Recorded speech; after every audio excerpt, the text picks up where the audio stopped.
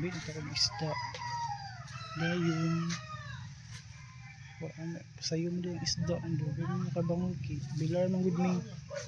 Ingat na kaayo. Mga asa kaya marasaran. 7:36 AM. Ingat kaayo. Ang isda daw ganirang kad sayo. Mga alas 4, alas 5, alas 6. Ganang orasaran. Kapit na alas 8. Ato ang dagat kay baybay nga ako maambit isda gapainit-init pag yun di man lang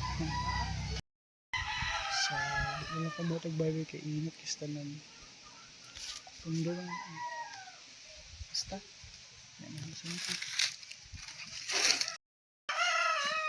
let's mga di na to let's carry ito maambit na siya kay nabit na binaligya kay ito naman. So, let's do ulit na ta.